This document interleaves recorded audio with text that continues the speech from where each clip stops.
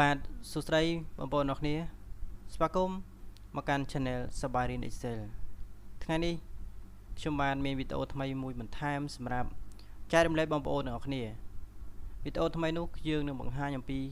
ការប្រើប្រាស់កម្មវិធី Microsoft Excel កាលវីដេអូមុនបងប្អូនបានទទួលបានការចែករំលែកនៅទៅលើមុខងារ Home យើងដឹងហើយថាមុខងារ Home គឺមានមុខងារជាច្រើនសម្រាប់ការប្រើប្រាស់ក្នុងមុខងារនីមួយៗខ្ញុំបានបង្ហាញរួចរាល់មួយចំនួនហើយចុះថ្ងៃនេះខ្ញុំនឹងបង្ហាញបន្ថែមទៅលើមុខងារ Home ទៅលើត្រង់ចំណុចពីខណ្ឌនេះរហូតដល់ខណ្ឌនេះអញ្ចឹងនៅក្នុងខណ្ឌនីមួយៗខ្ញុំនឹងបង្ហាញបងប្អូនអរគ្នាឲ្យបានលម្អិតឲ្យបានស៊ីជម្រៅពីការប្រើប្រាស់ថាតើយើងប្រើប្រាស់វានៅពេលណាហើយយើងប្រើប្រាស់វាយ៉ាងដូចម្ដេចអូខេអញ្ចឹងមកខាត់ពេលយើងទៅអនុវត្តទាំងអស់គ្នាអញ្ចឹងនៅក្នុង Home នេះខ្ញុំនឹងបង្ហាញមួយចំណុចនេះគឺត្រង់តំបន់ពណ៌សនេះគឺ Font Style Font អញ្ចឹងនៅក្នុង Style Font គឺយើងមាន Font ជាច្រើនសម្រាប់ឲ្យបងប្អូនជ្រើសរើសនៅក្នុង Font នេះដែរបើសិនបងប្អូនត្រូវការ Font បន្ថែមបងប្អូនអាច download ឲ្យបងប្អូនយកដំឡើងបន្ថែមទៅលើ Font របស់យើងនេះអញ្ចឹងនៅក្នុង Font នេះយើងមាន Font ជាច្រើននៅក្នុងនេះសម្រាប់ឲ្យយើងជ្រើសរើសចំណុចកន្លែងនេះគឺជា size បាទ size អញ្ចឹងតើតើមួយនឹង size យើងអាចកំណត់ size ណាមួយដែលបងប្អូនត្រូវការកំណត់ដែលបងប្អូនស្រឡាញ់ថាតើយើងគួរប្រើ font 12 font 11 ឬក៏ប្រើ font 10 ឬក៏ font 14 16 18ទៅតាមតម្រូវការដែលបងប្អូនប្រើប្រាស់មិញកន្លែង font អក្សរនេះ style អក្សរអូខេឥឡូវឧទាហរណ៍ខ្ញុំមានអត្ថបទមួយឬក៏យើងមានការងារមួយដែលយើងត្រូវធ្វើអញ្ចឹងខាងលើនេះបងប្អូនអាចទុកចោលត្រឹមនេះបាទបងប្អូនអាចវាយត្រឹមលេខ5នេះបានឧទាហរណ៍ខ្ញុំវាយដាក់ថាលេខរៀង so n ឥឡូវយើងប្រើភាសាអង់គ្លេសមកទៅ n al 167សម្រាប់អាកន្លែងនេះយើងប្រើ al ខាងឆ្វេង167តោះមកទៀតខ្ញុំដាក់ថា description អូខេកន្លែងនេះខ្ញុំដាក់ថា qty ចំនួនអូខេចំនួន purchase in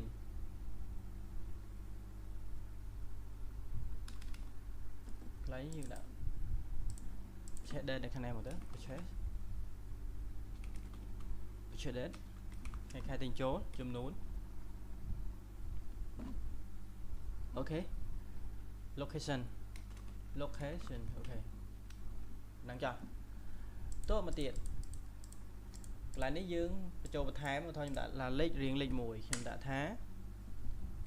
book អូខេបញ្ឆេថ្ងៃណាបញ្ឆេ date ឧទាហរណ៍ខ្ញុំដាក់ថាថ្ងៃទី11ខែ5 2025អូខេខ្ញុំ enter មកកន្លែងនេះចំនួនប៉ុន្មាន book យើងទិញចំនួនប៉ុន្មាន20ក្បាល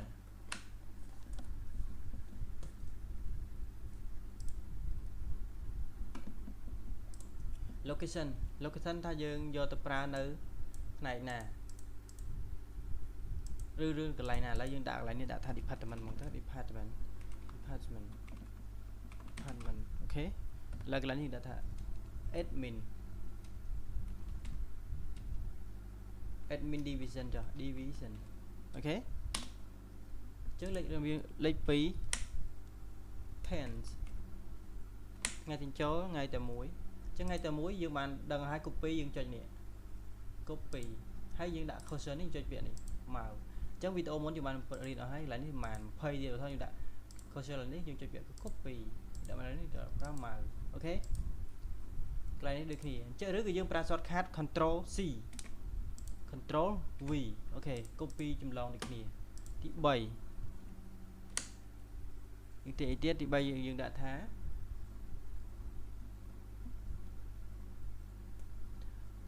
ruler ឧទាហរណ៍ ruler ok ruler ងាយខែតែមួយអូខេ copy ហើយយើងខាមកបិចចំនួនដូចគ្នាទៀត copy ផាសអូខេប្រើប្រាស់នៅណា admin ដូចគ្នា control C control V អូខេរហូតតែប៉ុណ្្នឹងទេអញ្ចឹងកន្លែងនេះយើង style font អក្សរ style អក្សរយើងដាក់ថា Time New Roman យើងអាច search ឡើងវាយ T I M E S អញ្ចឹងវានឹង load ពាក្យថា Time New Roman ហើយយើង enter មកអញ្ចឹង font វានឹងដូរតាមហ្នឹងហើយយើងអាច select សេរីវាទៅកន្លែងនេះយើងបាន read ដែរហើយយើង select វាទាំងអស់មកហើយយើងអាចកំណត់ទំហំណាដែលយើងស្រឡាញ់មកហើយខាងនេះដូចគ្នាបាទយើងអាចកំណត់ទំហំណាមួយដែលយើងស្រឡាញ់វាអូខេអូខេប៉ុណ្ណឹងអញ្ចឹងទាក់ទងជាមួយនឹង font style អក្សរយើងយក Time New Roman ចំណែក size font size យើងយកឧទាហរណ៍យើងយក 12 អូខេ font size 12ចំណែកឯខាងនេះអូខេខាងនេះសម្រាប់តម្លើង font អក្សរតម្លើង font size អក្សរណា increase font size កន្លែងនេះ increase font size យើងអាចបើសិនបើយើងចង់តម្លើង font អក្សរដែលយើងបានវាយរួចរាល់យើងអាច select វាទាំងអស់មកហើយយើងចុចវាថានេះអក្សរ A ធំហ្នឹងគឺ increase ហើយយើងចុចវាមកអញ្ចឹងវានឹង load ហើយ font នេះក៏ load ទៅតាមនឹងដូចគ្នាហើយខាងនេះទាក់ទងជាមួយនឹងការបាទ decrease font size ហ្នឹងគឺមានន័យថាបន្ថយ font វាធំមកទូចវិញណាយើង select វាមកហើយយើងចុចដូចគ្នាអញ្ចឹងមកអូខេអានេះទៅឡើងអានេះបន្ថយ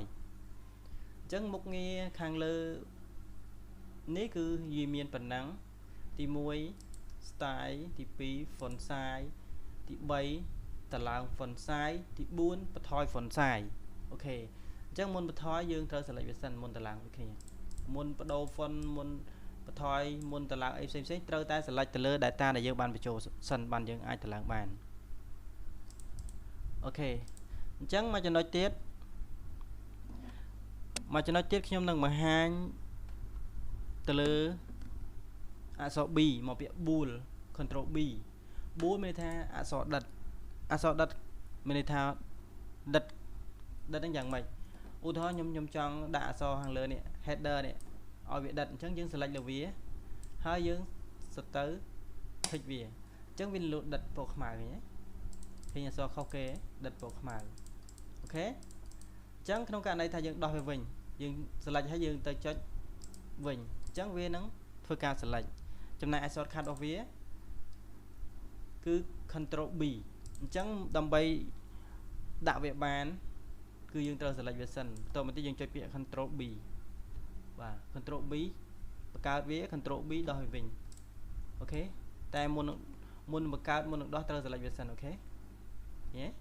control B ដាក់ control B ដោះវិញឬក៏យើងចុចលើនេះអូខេអញ្ចឹងកន្លែងនេះគឺការបង្កើត font អក្សរ bool អក្សរដិតណាចំណែកឯអក្សរ I គឺជាការដាក់អក្សរ trade ដាក់អក្សរឲ្យ trade ណា italic ណា control I trade យ៉ាងម៉េចឧទាហរណ៍ខ្ញុំចង់ឲ្យខាងក្រោមនេះកំណត់អក្សរទាំងអស់នេះ trade យើងដាក់ cursor លើនឹងហើយយើងចុចមកអញ្ចឹងវានឹង trade ឃើញទេវានឹងធ្វើការ trade ទៅតាមតម្រូវការយើងចង់ trade ក្នុងករណីយើងចង់ select ទាំងអស់យើងចង់ដាក់ទាំងអស់យើង select វាហើយយើងចុចមកបាទយេដើម្បីដាក់វាបានយើងត្រូវតែ select វាសិនចំណែកឯ shortcut របស់វា control I មិញណា control I បាទ control I D control I ដោះដូចគ្នាមុននឹងដោះត្រូវតែ select វាសិនចំណែកឯកន្លែងនេះអក្សរ U មានបន្ទាប់ពីក្រោមនេះគឺយើងសម្រាប់កំណត់ underline មានន័យថាដាក់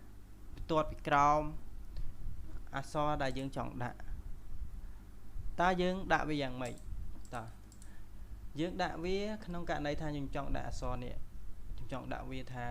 ឲ្យវា underline យើងដាក់ cursor លើនឹងហើយយើងយកមកទៅ tick វាទៅអញ្ចឹងវានឹងដាក់ line លើនឹងហើយឃើញទេនេះដូចគ្នាអូខេអានេះដូចគ្នា chẳng tiện tông cho môi nâng ca cầm nọt underline ní cứ đâm bay nghe su sum qua từ lực chấm nói sum khan nam mũi đại dương trong cầm nọt về chẳng muốn nâng dương đã ban dương trai dầu mà từ select về sân u thôi dương trong đã mà đòn ở bàn từng ó dương select về từng ó hái bà dương từ dầu màu chọn về màu ok chọn mỗi đó chọn phí đã ok để sao dương miền hái bây giờ thôi miền thay tới dương chọn tầm mùi máu chẳng viên thư cá đạn lừa tầm hôm đó đi đức dương pra sọt khát control u ok control u đã control u đó ok đợi cái này chẳng cái này ní dương ai cầm nọt bàn dương cầm nọt lutra ta trong cả này thay dương bộ u thôi dương bộ quá na dương bộ cái này ní thà dương bộ chỗ kia một bộ bán video muốn được trong bàn bà hành đã hái dương pha nhà smart dương cho mà chọn về máu hay dương vai nhà bố dương chọn về tiết dương vai nhà bố dương chọn về tiết máu hay dương inter chắc cái này nếu hơi dương trong some call với ai chọn so bùa mùi máu hay đặt ok được dương chọn trade với tiết máu ok chắc mình đi thay cái lại nó cứ chỉ chụp lại chụp khăn môi để dương chọn oi nẹp sen chạm vào ròm từ lơ về ok chắc cái lại nó cứ capra underline ok xong khai vĩnh tí muối dương đã sọ đặt búa một đã ban dương select về sân tí pi đã sọ trade muốn đã sọ trade cứ dương trời thua ca select về được kia tí bay để tông cho mỗi nâng ca đã underline ok underline nằm bay đã bắt tuột bị crom so bị crom lên nam muối đại dương chọn đã về trong này so cắt shortcut vụ vía bùa dương pra control u sorry control B trong này ai dương pra control I u dương pra control u underline ok ok chúng ta chúng mình phần nắng nhầm cho mà chúng nói tiền chúng nói cái này đi ok chẳng cái này chúng nói cái này ní là thư cả đọc về sẵn nhầm đó chúng ta underline cháu ok chúng này cái này ní cứ chỉ ca cầm nọt lành cầm nọt bẩn tuột chắc là không ca cầm nọt bẩn tuột này đây dương miền style bẩn tuột thì tràn sầm rai bong bồn cầm nọt miền mà chuan miền pi chuan miền color miền xem chỉ tràn được không này lấy những ưu tiên ho mùi chắc muốn nâng cầm nọt line bàn cầm nọt bẩn tuột bàn bong bồn trời tay thua ca select từ lứa cell nam mùi đại bong bồn trong cầm nọt về ưu tiên ho thêm trong cầm nọt cell tại miền tân này từng ở này trong này hai chúng đã line mà chuồn chắc mà ôn select hai ôn cho tôi cầm nợ lại nhà pruy ní cho crom đấy chạy lừa về máu chắc tim muối dương miền border hàng crom thì pí miền border hàng lớ tí bay dương miền border hàng phê nhẹ line hàng phê à lớ line hàng crom à crom ní line hàng lơ nè top chỗ này cái này left line hàng phê và tôi hàng phê cái này tôi hàng nam cái này no border mình đây tha trong cạnh đây dương đã border nhưng đã làm về ha dương chọn đỏ về chỉnh dương chọn đỏ border đang tránh dương tròn đằng máu hay dương đỏ thằng từ cái này ní cứ cầm nọt thằng all cái này ní dương cầm nọt thằng khang tì ok chắc mà thôi dương cầm nọt thằng dương cho việc select về ha dương cho ở thay nhưng ưu tiên không mua cho lời từ thôi select crown ok chắc vì miền thằng crown mùi tế thì nhé sẽ viết tiết dùng select khang lứa chắc vì miền hàng lứa ok select viết tiết dùng select hàng phên giống với cho phên dùng select hàng đam chắc với cho hàng đam nhá dùng select viết tiết khi select khi đo chọn đo về nhầm cho select all hết nhầm cho no border chắc vì đừng thưa cả đo từ lừa border và toàn từng hàng chỉnh ok lại nhưng đầu tiên dương select từng hai dương cho tới all borders chẳng mình đây thay viên đừng đặt border từng chung với cell từng ok dương select máu ok chẳng viên nâng thua ca select từ lửa cell từng border đại dương chọn đã ok chứ nói tiếng ô thô lại đi đó là ní cứ border đặt nè border đặt dương chọn đã border khang đất dương chọn máu chắc khang với đặt đất trên kế mình đây mau thông những kỳ chẳng hạn cái đá tôi tế ok nói tiết lại ní cứ border pichuan double border chẳng chừng cho về tới viên đang thua ca double cái nhé mình thằng crown thế dương chưa mình thằng crown muối cái nhé anh ấy được nè đặt border được nè đặt tầm muối ấy này đặt tầm muối này đặt xong lừa crown này đặt tụi muối thom muối anh ấy đặt mà anh ấy miền pi chuan ok chắc mà đo hàng crown nè draw border chắc draw border dạng mạch đại thôi nhưng select hai nhưng từ chỗ tới cái lại draw border chắc draw border select máu chắc những ai cục bàn thôi nhưng cục này nhé chắc những ai cục border bàn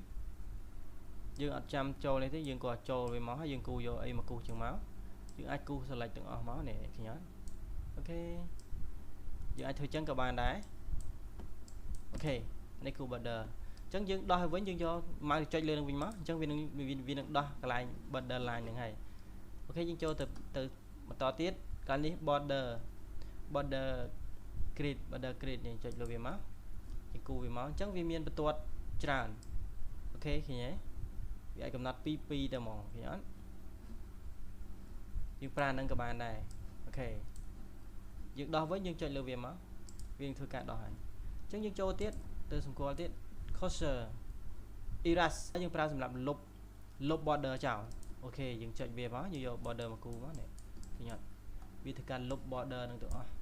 chơi ok cho dương chọn lục border nâng các bạn này dương mạch select hết dương chơi đo về các bạn này dương chọn đâu mà lục các bạn này ok một về border này mà chỉ nói tiết line color chắc line color được nhầm vậy mình chẳng line nó dương ai tự đặt pua man tự tam đùm rơi chất bao dương thầy dương trong pra line pua ấy dương từ cầm nọ tự thôi nhưng trong pra line pua cả hòm một ôn select bị hỏi một ôn cho line color hay một ôn cho bị red hay một ôn select chân máu này ok chân máu cứ chùa vậy thì nhận dương trong đo với dương cho tới hay dương chỗ tới đo phía ok vì chụp nơi cái lại bịch dương cũng đời xa dương ở bạn đo về này lại nè mà nhớ bị chụp nè chỉ thầm đá cái dương mà tạo bịch tê dương chuyện đằng há dương cho anh đằng há dương cho bịa red nhé bà ok chẳng nơi không line color này cứ miền po bản nắng mũi tiết dương ai châu mua color và dương chọn bàn po xây miền nắng dương ai châu mua color máu chẳng nơi cái này miền bài chạy chụp miền standard hay nâng custom standard miền po original bảo vệ xin sắm này không đi miền bản nắng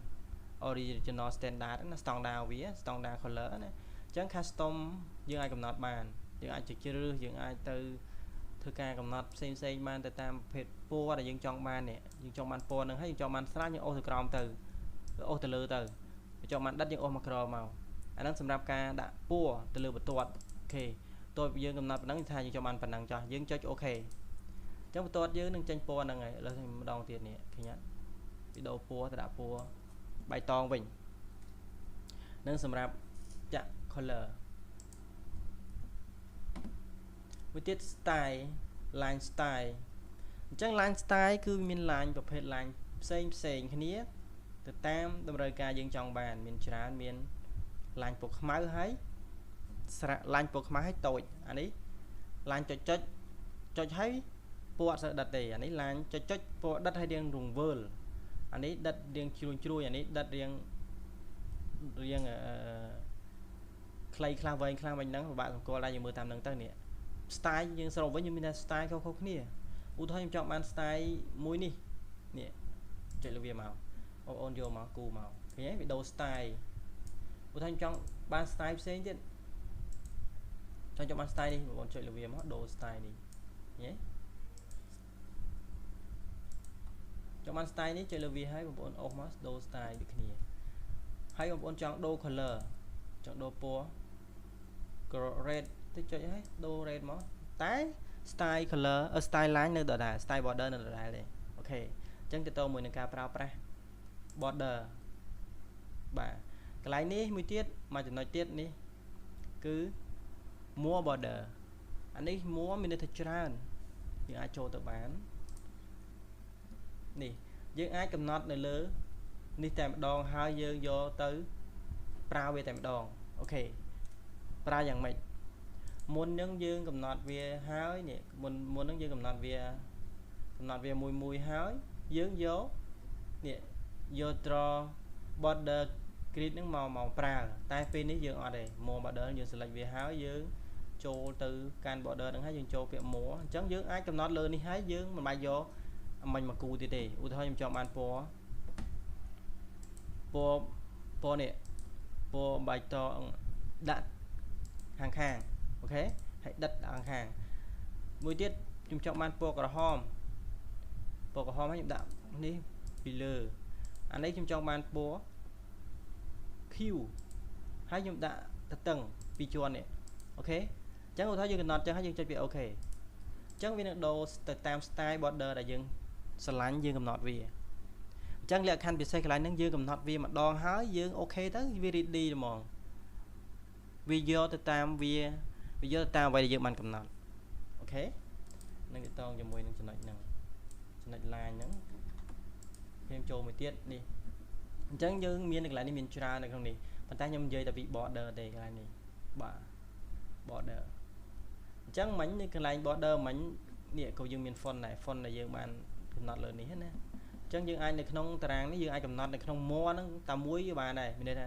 យើងកំណត់នៅក្នុង more ហ្នឹងតែម្ដងអញ្ចឹងវាអាចមានច្រើននៅនឹងហ្មងណាវាមាន style វាមានមុខងារផ្សេងៗនៅនឹងជាច្រើននេះកន្លែង number នេះវាមានក្នុងនោះយើងអត់ទាន់បានកំណត់ទេ underline នេះគឺយើងមានប្រើកន្លែងផ្សេងដែរ font យើងប្រើឲ្យហើយ fill នេះ fill យើងអត់ទាន់ដល់ទេ text នេះគឺយើងអត់ទាន់ដល់ទេអញ្ចឹងយើងរៀនតែ border សិនមេរៀនយើង border អញ្ចឹងយើងនិយាយតែពី border បានទេអូខេអញ្ចឹងកន្លែងនេះយើងកំណត់ដាក់ border ពណ៌នេះមកដិតមកអូខេយើងអាចដាក់ដិតប៉ុណ្ណឹងមកអូខេអញ្ចឹងចំណុចកន្លែងហ្នឹងគឺមានប៉ុណ្ណឹងទាក់ទងមួយ border តោះយើងចូលមកចំណុចទៀតយើងនៅតែពីរទៀតទេនៅនេះកន្លែងនេះគេហៅ color នេះ color cell color យ៉ាងម៉េចបានយើងដឹងថាវាជា color cell អូខេអញ្ចឹងយើងដាក់ម៉ៅលើនឹងមកគេដាក់ color fill color អូខេកន្លែងនេះគេហៅ fill តែខ្ញុំតែងតែចំណាំតែខ្ញុំហៅ cell នៅកន្លែង fill ពី1ហ្នឹងនេះហ្នឹងហៅ fill អ្វីដែលខ្ញុំ select ហៅ fill អញ្ចឹងយើងចង់ចាក់ color ទៅតាម fill ទៅតាម cell ទាំងអស់ហ្នឹងយើងគ្រាន់តែយកម៉ៅទៅដាក់លើហ្នឹងហើយយើងចុច color ពណ៌ហ្នឹងទៅវានឹងធ្វើការដាក់ឲ្យយើងឃើញទេបាទគឺដាក់ឲ្យយើងបងប្អូនចង់ដាក់ទាំងអស់បងប្អូនក៏យកម៉ៅ select ទាំងអស់មកបងប្អូនយកម៉ៅទៅចុចលើហ្នឹងមកអញ្ចឹងវានឹងធ្វើការដាក់ពណ៌ yellow ដែលយើងបានកំណត់វាហ្នឹងនៅក្នុង fill នៅក្នុង cell ហ្នឹងតែម្ដងហើយពណ៌យើងអាចចូលទៅក្នុងបានទៅរកពណ៌ផ្សេងៗដែលយើងឆ្លាញ់យើងគាត់ tick វាមកហើយយើងចូលរកតាមអ្វីដែលត្រូវការមកនេះមានពណ៌ជាច្រើនមានស្រាលមានដិតអូខេខាងលើគឺពណ៌ស្រាលខាងក្រោមពណ៌ដិតអូខេហើយកន្លែងនេះ standard color នេះជាពណ៌ standard របស់វាតែម្ដងយើងមិនកំណត់ទេក៏យើង tick វាគឺ auto ហើយអូខេចំណែកឯមួយទៀតអូនេះសម្គាល់មួយទៀតកន្លែងនេះគឺពណ៌នេះ fill មានន័យថាអានេះជា fill current color នេះ current color របស់យើងណាន័យថា current color របស់យើងគឺយើងប្រាប់អាហ្នឹងនេះមានន័យថា current color របស់យើងមាន current លើហ្នឹងហើយវាទៀតបើយើងអត់ចង់ដាក់ពណ៌ទេយើងយក select វាហើយយើងដាក់ថា no fill អញ្ចឹងវានឹងដោះ color ចេញដោះ fill color នឹងចេញហើយអូខេចូលទៅខ្ញុំចង់កំណត់វាម្ដងទៀតខ្ញុំចង់កំណត់វាថាពណ៌ទឹកក្រូចហើយកន្លែងនេះខ្ញុំដាក់ពណ៌ yellow select វាហើយយើងដាក់មកពណ៌ yellow អូខេហើយកន្លែងនេះខ្ញុំដាក់ថាថែមវាដាក់ថា total ហើយខ្ញុំ enter មកហើយកន្លែងនេះយើងរៀនហើយយើងដាក់ដិតយើងចុច cursor ដាក់លើហ្នឹងហើយចុចពាក្យដិតអូខេតោះបន្តិចយើង select វាទាំងអស់យើងយកពាក្យផ្ដេកមក italic មកអូខេវានឹងផ្ដេកហើយ italic ណាអញ្ចឹងនៅក្នុង color នេះគឺយើងអាចទៅកំណត់វាច្រើនដែរបន្ថែមច្រើនយើងចូលទៅនេះអញ្ចឹងយើងចង់បានពណ៌ផ្សេងពីហ្នឹងយើងចូលពាក្យថា more color អញ្ចឹងបន្ទាប់ពីយើងចូល more color វាមានពីរដូចគ្នាមាន standard color និង custom color អញ្ចឹង standard គឺជាពណ៌ដែលមានកំណត់ស្រាប់នៅលើកុំព្យូទ័ររបស់យើង custom យើងអាចកំណត់បន្ថែមពីលើពណ៌ដែលយើងចង់បន្ថែមវាចង់កំណត់វាថែមយើងគ្រាន់តែ select លើវាហើយយើងអាចជ្រើសវាមកបាទហើយយើងយក OK មកអញ្ចឹងវានឹងធ្វើការ select លើពណ៌ហ្នឹងអូខេ អានឹងសម្រាប់ពណ៌ fill សម្រាប់ពណ៌ដាក់ fill អូខេអញ្ចឹងបន្ទាប់យើងចង់ដោះវិញយើង select វាមកហើយយើងចុចកន្លែងនេះយើងដោះវាមកអូខេមកចំណុចទៀតយើងចូលទៅដាក់ពណ៌ font វិញ font របស់យើងនេះពណ៌នេះ data យើងអូខេយើងគាត់នឹង select ចឹងហើយយើងទៅដាក់ចុចលើវាមកអូខេអញ្ចឹងយើងវានឹងធ្វើការ select បដូរពណ៌យើងអូតូយើងចង់ដូរពណ៌មួយណាយើង select ត្រឹមហ្នឹងហើយយើងយកមកបដូរវាមកឧទាហរណ៍ខ្ញុំចង់បានខាងក្រោមពណ៌ខ្មៅយើងចុចលើហ្នឹងហើយយើងចូលឡើងនេះមកយើងវាធ្វើការបដូរពណ៌អូតូនេះអូតូនេះគឺពណ៌ខ្មៅហើយចុចលើវាមកអូខេពណ៌យើងមានច្រើនដូចគ្នាយើងអាចចូលទៅក្នុងមើលដូចគ្នាហើយ color more color នេះយើងអាចចូលទៅវាមានពណ៌នឹងច្រើនទេពណ៌យើងច្រើនលើឧទាហរណ៍ខ្ញុំយកពណ៌នេះពណ៌ red ពណ៌ red ពណ៌ green មកយើងចេញយើងអូខេមកអញ្ចឹងវានឹងបដូរពណ៌អូតូលើហ្នឹងបាទហើយយើងក៏អាច select វាហើយយើងចូលទៅតាមនេះដែរនេះកន្លែងនេះសញ្ញានេះកែងនេះកន្លែងនេះគេដាក់ថា font setting control C control C control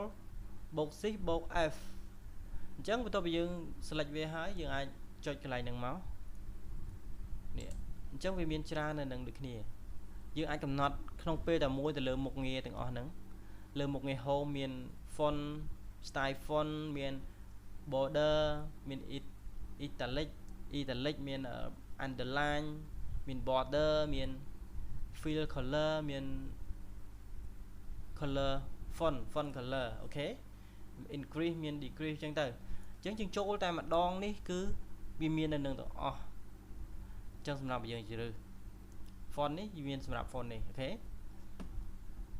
size នេះសម្រាប់ size នេះហើយនៅលើ border នេះសម្រាប់ border ឡើងនេះឃើញទេ fill សម្រាប់ fill នេះអញ្ចឹងវាមាននៅក្នុងនឹងទាំងអស់យើងអាចប្រើ shortcut មិនមាន control shift បូកអក្សរ S ហើយ control shift អក្សរ S អូខេអញ្ចឹងវានឹង load មកសម្រាប់ឲ្យយើងជ្រើសអញ្ចឹងខ្ញុំសង្ខេបឡើងវិញអញ្ចឹងតកតងជាមួយនឹងមុខងារទៀងប្រមាណ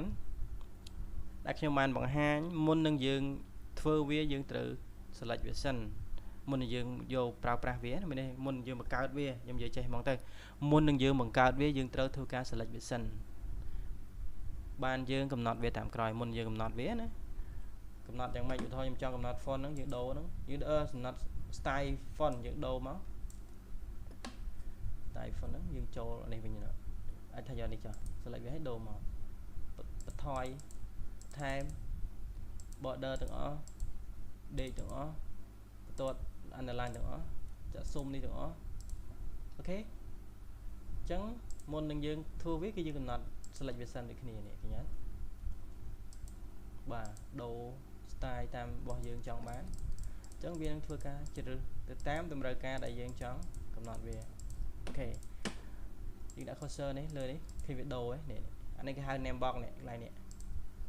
យើងដាក់កន្លែងណាវានឹងឈរលើនឹង e នេះ e 6ឃើញទេ e 6អញ្ចឹងវា e 6នេះ d 6 d 6អញ្ចឹងកន្លែងនេះ name box ហើយកន្លែងនេះកន្លែង formula របស់វាកន្លែងនេះ